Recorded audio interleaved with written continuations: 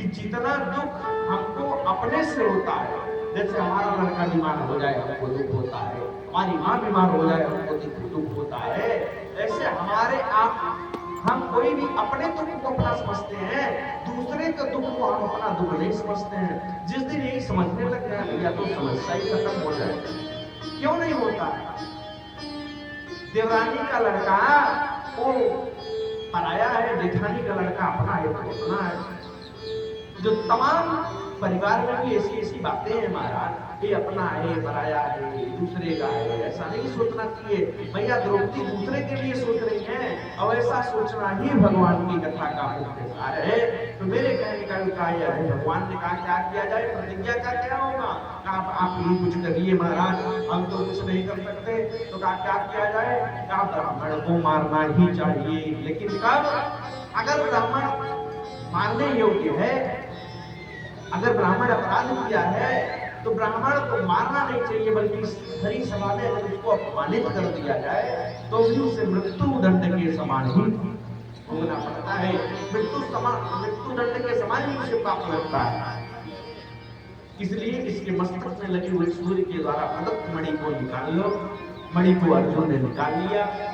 मणि को निकालने के बाद भगवान कहते हैं कि अर्जुन, इसके सिर को भी मुड़वा करके, काली खोद करके, इसने इतना बड़ा अपराध किया है, 5 अबोध बच्चों की इसने हत्या किया है, इसलिए इसको इतना जल्दी छोड़ना नहीं है।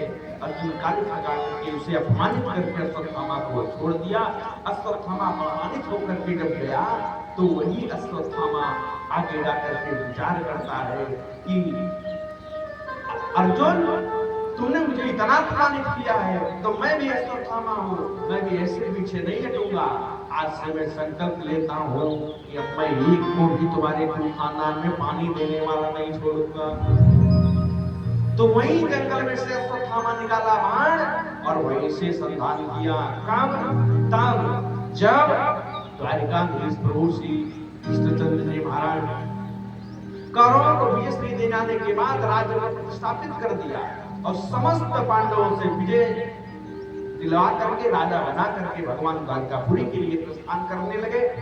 सूत जी कहते हैं, ऋषियों, एक चरण भगवान के रथ पे थे और दूसरे चरण धरती पे थे कन्हैया के, और जैसे भगवान के धरती पे चरण पड़े वैसे ही पीछे से एक अबला नारी की आवाज सुनाई देने लगी, पाहि नाम, रक्षा करो प्रभु, रक्षा करो। अरे किसकी आवाज है? कन्हैया ने पीछे मुड़ करके देखा कि तो अभिमन्यु की पत्नी उत्तरा की आवाज है।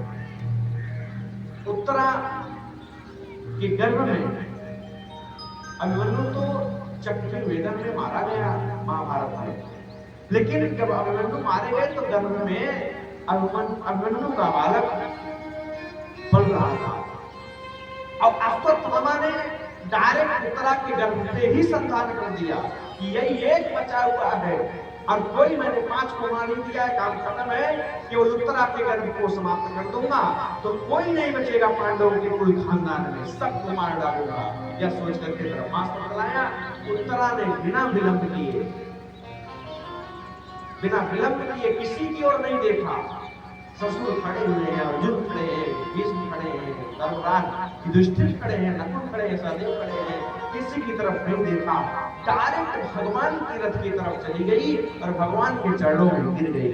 निवेदन करो, भगवान कहते हैं, कन्याश्रितो मामे जना परुपास्ते तेसा नित्ता भित्तानां योगक्षेमं महम्यहम्। हे अर्जुन, जो मुझे जैसे भजता है, जो मेरा जैसे स्मरण करता है, मैं भी उसका वैसे ही स्मरण करता हूँ। ये भगवान भगवद गीता में कहते हैं। कहा महाराज द्रौपदी ने बुलाया था तो बड़ा लेट गए और उत्तरा ने बुलाया तो बड़ी जल्दी चले आए। क्यों? क्योंकि भगवान जानते हैं द्रौपदी ने कब बुलाया। द्रौपदी ने पहले तो कहा कि हमारे 5 पति हैं भैया, हमको भाई की चिंता, 5 पति हैं, 5 पतियों ने रक्षा नहीं किया बड़ी सभा में। 20 पितामह की तरफ निकाले गए, पितामह 20, आप आपकी कुलवधू की हरी सभा में नीच दुशासन चीर को पकड़ के खींच रहा है, आपको दिख नहीं रहा है? पितामह भीष्म अपने सिर को नीचे कर लिए, कुलगुरु द्रोणाचार्य दिखाई दिए। मैया द्रौपदी कुलगुरु द्रोणाचार्य के पास गए कि हे बाबा, अरे रक्षा करिए, आपकी कुलवधू की हरी सभा में इज्जत टूट रहा है दुशासन। लेकिन कुलगुरु द्रोणाचार्य भी सिर को नीचे कर लिए। जब कोई सभा में नहीं बोला, तब मैया द्रौपदी ने दोनों हाथों को उठा के उस जगत नियंता जगदाधार परम पिता कन्हैया को पुकारती हैं। तो मेरे कहने का अभिप्राय यह है कि हमको आपको पहले अपनों पे भरोसा होता है, फिर गांव वाले मदद करेंगे, सब करेंगे। जब सबसे हार जाते हैं हम, तब हम भगवान का स्मरण करते हैं, तब भगवान की कृपा। अगर भगवान को लेट बजेंगे तो भगवान की कृपा लेट नहीं होगी। उत्तरा ने ऐसा टाइम नहीं दिया। उत्तरा ने कहा मुझे इन सब चक्कर में नहीं पड़ना है, मुझे डायरेक्ट भगवान के शरण में जाना है, मुझे डायरेक्ट भगवान के पास जाना है। जैसी श्रद्धा, जैसे तुरंत गई तो भगवान तुरंत सुन लिए, किसी के ऊपर भरोसा नहीं किया। देखिए, हर क्रिया की एक प्रतिक्रिया होती है, हर एक्शन पे एक रिएक्शन होता है, हर एक्शन का रिएक्शन होता है। जैसे आपकी श्रद्धा होगी वैसे ही भगवान की कृपा होगी। जैसे हमारी आपकी श्रद्धा है वैसे भगवान की कृपा है। ये भगवान है, इनसे बड़ा कोई कलाबाज नहीं है दुनिया में। सही कर रहे कि नहीं कर रहे? भगवान से बड़ा कोई खिलाड़ी है क्या? वो तो जान ही रहा है कि हमारे अंतःकरण में कितनी श्रद्धा है, कितने मन से हम कथा सुन रहे हैं, कितने मन से हम दान कर रहे हैं, कितने मन से।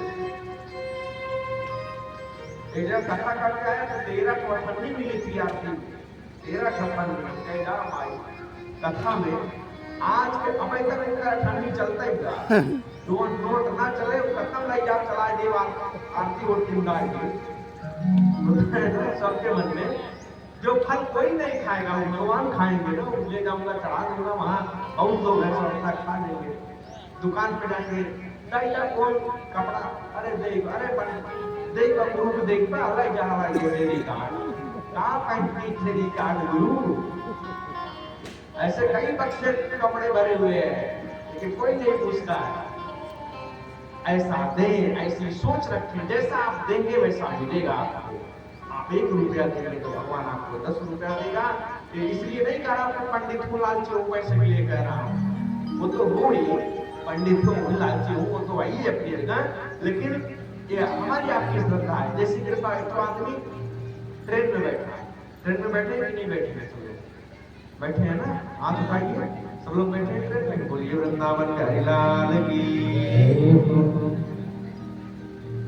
श्रीमन नारायण नारायण नारायण, श्रीमन नारायण नारायण नारायण,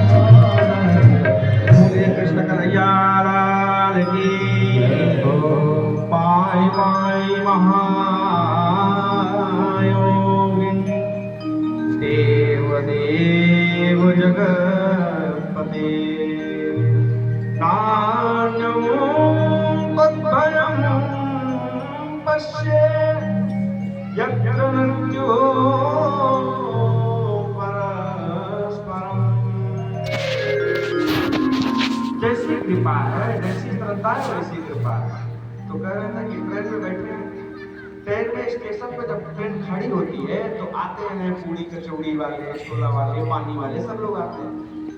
तो एक जगह ट्रेन खड़ी हुई जंक्शन पे, अखबार बेचने वाला आया। कौन आया? अखबार बेचने वाला। 20 चक्कर आया, अखबार ले लो, अखबार ले लो, अखबार नहीं लिया। जब ट्रेन चलने लगी तब बुला रहा है, वो अखबार वाले भैया अखबार दे दो, अखबार दे दो।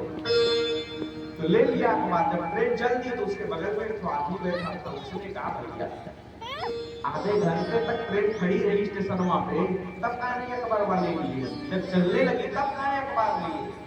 कहा मैं इब्राहिमपुर का मिसिर हूँ। आप बुद्धि रखता हूँ, कौन सी बुद्धि रखते हो? जो अखबारवा लिया हूँ ना, जो नोटिया दिया हूँ 5 की, वो 5 की नोट एकदम नकली है। अब ट्रेन चलती है, अब कुछ नहीं कर पाएगा। तो जो उसके बगल में बैठा था उसने कहा तुम ही नहीं चालाक हो, जो अखबारवा वाला है वो भी तुम्हारा बाप निकला है, वो भी अखबारवा तुमको 15 दिन पुराना लेके गया है। तो समझ रही है? तो मेरे कहने का अभिप्राय यह है, यदि आपके श्रद्धा का नोट नकली होगा तो भगवान की कृपा का अखबार कभी असली नहीं होगा। इसलिए श्री वेदव्यास जी महाराज कह रहे हैं कि पाहि पाहि महायोगिन देव देव जगत्पते नान्यं तद्भयं पश्येयत्र मृत्यो परस्परम्। भगवान सब कुछ छोड़ करके भगवान का स्मरण करना चाहिए, बिना मतलब के दिखावा नहीं करना चाहिए। हम भगवान की इतने बड़े पूजा, देखिए भैया भगवान को क्या प्रिय है। हम आप मंदिर में गए, हाथ जोड़ करके खड़े हो गए, त्वमेव माता, तब तक पता चला जूता निकल ना ले गया, जब पिता त्वमेव, फिर हाथ जोड़ के खड़े हो गए, त्वमेव बंधु, तब तक बेटावना कहाँ गया, नतीवा कहाँ गया। तो ऐसे भगवान थोड़ी ना मिलेंगे। पता चला 3 घंटा हमारा सरकार है सासू माँ सब्जी होए, गैस खत्म होगी, बात चीनी चाय पत्ती ना जा। ऐसे महाराज अपने से भगवान नहीं मिलेंगे, ऐसे मिलेंगे। बाबा गोस्वामी श्री तुलसीदास जी महाराज ने कहा कि निर्मल मन जन, अरे निर्मल मन जन सो मोहि पावा, सो मोहि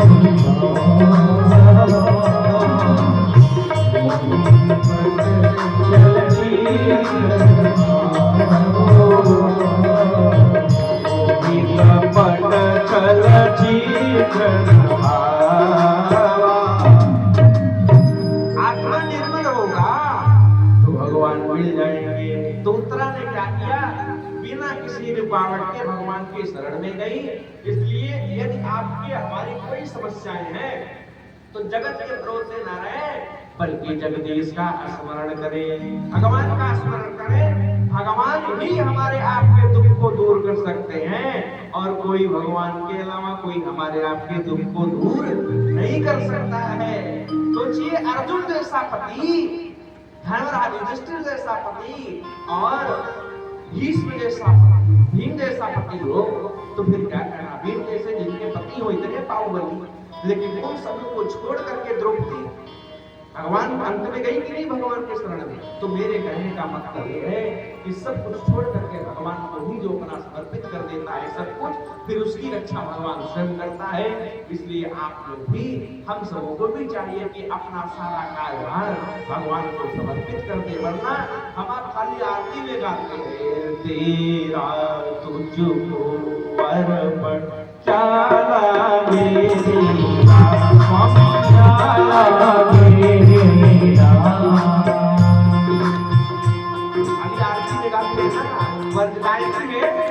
सब कुछ प्रभु मेरा है, सब कुछ मेरा है, भगवान का कुछ नहीं है। जब तक है तब तक अपना है, जब बिगड़ गया तब दुखों में सुमिरन सब करे, अरे सुख में करे न कोई, और जो सुख में सुमिरन करे तो दुख काहू दुख काहू। जो भगवान का स्मरण सुख में करता है तो उसके जीवन में कभी दुख आता ही नहीं। लेकिन करते ही कहाँ हम, हमको आप तो दुख में है, जब जान गए कि कोई कुछ नहीं कर सकता है तो भगवान की शरण में गए, तो भगवान भी कहते हैं कि इतना लेट आया है तो लेट ही भगवान की कृपा को भी तू पाएगा। लेकिन भाई जब लेट जुड़ोगे, इतना पाप मन में लेके भगवान के मंदिर में जाएंगे, इतना मन कलुषित करके कोई काम करेंगे तो भगवान की कृपा नहीं होगी। 100 में सीधी एक बात, सारे शास्त्रों का यही भाव है। तो मैया उत्तरा अपनी बात नहीं करती, ये जब अपनी बात करती तो भगवान उत्तरा की भी रक्षा करते। काम भैया उत्तरा किसकी बात कर रही है? अपने गर्भ की बात कर रही है। अब गर्भ की रक्षा भगवान करेंगे तो उत्तरा की रक्षा तो ऑटोमेटिक हो जाएगी। उत्तरा ने अपने गर्भ की रक्षा के लिए भगवान से अन्य विनय किया। भगवान भी देखिए कितना भगवान दयालु है, तुरंत भगवान मुष्ठ केवल होकर के मैया उत्तरा के घर में प्रवेश करते हैं। बोलिए भक्तवत्सल भगवान की। विचार करिएगा, माँ होती है। अरे माँ के गर्भ में अब तक हमने सुना कि प्रहलाद जी का प्रादुर्भाव हुआ, माँ के गर्भ में भक्तों का प्राकट हुआ, चाहे प्रहलाद जी हो चाहे ध्रुव जी हो। मैंने सुना है कि माँ के गर्भ से भगवान का प्राकट हुआ है, चाहे राम हो चाहे कृष्ण हो। लेकिन उत्तरा जैसा कौन हो सकता है जिसके गर्भ में भगवान भी हो और भगवान के भक्त भी गर्भ में हो।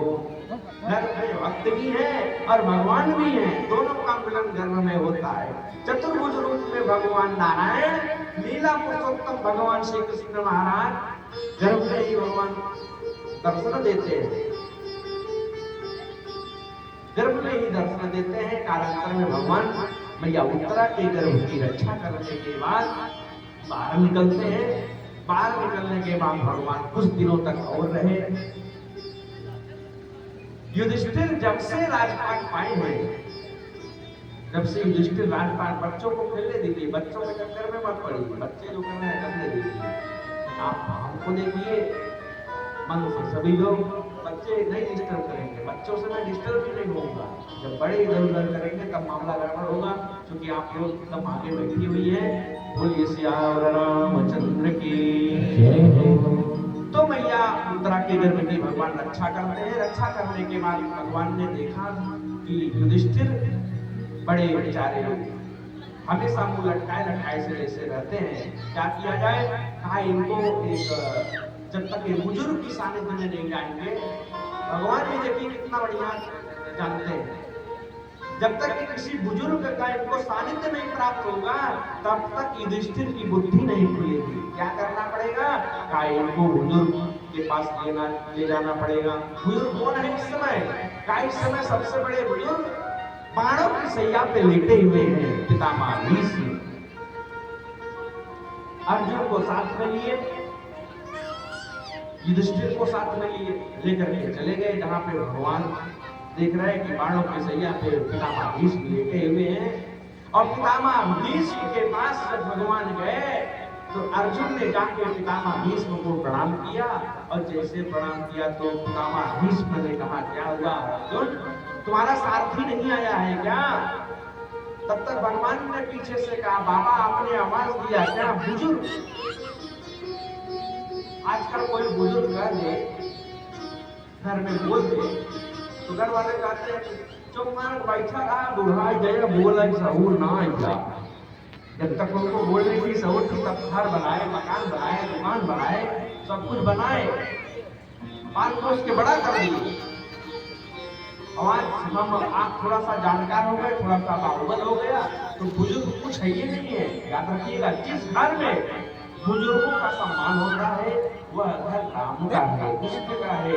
जिस घर में बुजुर्गों का अपमान होता है, चाहे वो दादा हो चाहे दादी हो, वह घर वास्तव में रावण का घर होता है, राक्षस का घर होता है।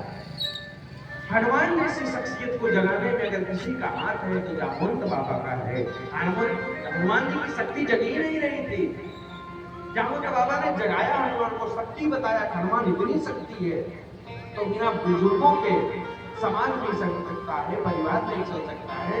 क्योंकि हमारे पास कितना भैया अनुभव है, 34 साल 35 साल का अनुभव हमारे पास, 35 साल में 15 साल छोड़ ही दीजिए, 16 साल 20 साल तक पढ़ाई लिखाई में तमाम चीजों में लगेगा। 10 साल के अनुभव को लेकर के हम क्या कर पाएंगे समाज में? और बुजुर्गों के पास अनुभव 50-50 साल का है, 60-60 का अनुभव है। तो ऐसे बुजुर्गों का सम्मान करना चाहिए। पितामह भीष्म क्या कहते हैं? पितामह भीष्म भगवानों की सैया पे लेटे हुए हैं और भगवान लेकर के पहुंचे युधिष्ठिर को। भगवान पीछे से आवाज दे रहे हैं, प्रभु आपने मुझे बुलाया क्या? भगवान पितामह भीष्म ने कहा, अर्जुन एक जो तुमको सारथी दिख रहे हैं, ये सारथी भी हैं और इनसे बड़ा छलिया भी कोई नहीं है। अरे जब चाहे युद्ध जीते हो, उसके पीछे यही सबसे बड़े कारण है। सोचिए 5 पांडवों को लेकर के भगवान इतने बड़े कौरव समाज को पराजित करवा दिए। ये भगवान जिसके साथ भगवान रहे उसका भी कोई कुछ कर सकता है क्या? भगवान खड़े रहे और अर्जुन जीत गए, युधिष्ठिर जीत गए। तो पितामह भीष्म समझा रहे थे अर्जुन को, तब तक भगवान सामने खड़े हो गए। पितामह भीष्म रोते हुए बाणों की सैया पे कर रहे हैं। वेदव्यास लिख रहे हैं कि सदैव देवो भगवान प्रतीक्षता कलेवरं यावदिदं हिनोभ्यः प्रसन्नः सारुणलोचन। भगवान खड़े हैं, पितामह भीष्म कह रहे हैं कि ये प्रभु एक काम कर देंगे। कहा क्या कर दो? बस इतना कर दीजिए कि मेरे जब प्राण निकले आप मेरे सामने ऐसे ही खड़े रहे। जब मेरे प्राण निकले तो आप मेरे सामने ही खड़े रहे। प्राणों की सैया पे पितामह भीष्म लेटे हुए हैं, सामने कन्हैया खड़े हुए हैं। और खड़े हुए कन्हैया की उस दिव्य झांकी को जब देखा है तो पितामह भीष्म कह रहे हैं कि महाराज बस इतना ही करना है कि इतना तो करना स्वामी।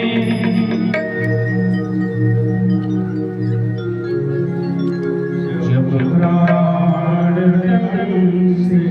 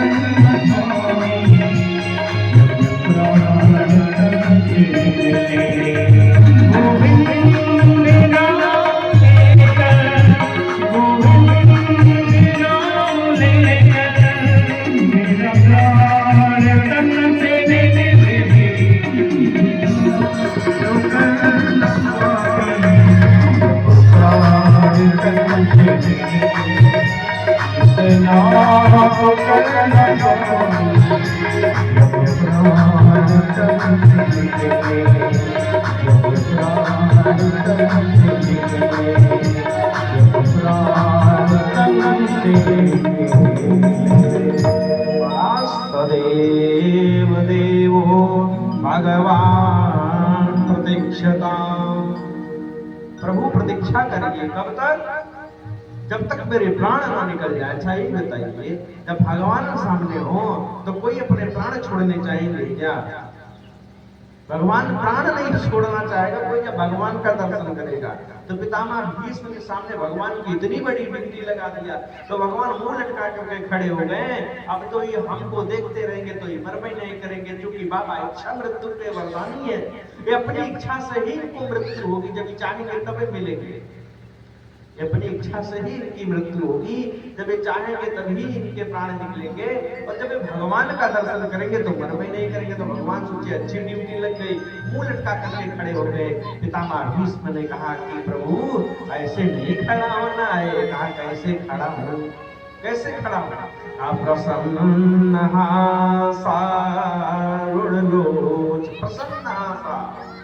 प्रसन्न चित्त होकर के प्रभु ऐसे मुस्कुराते हुए खड़े रहे।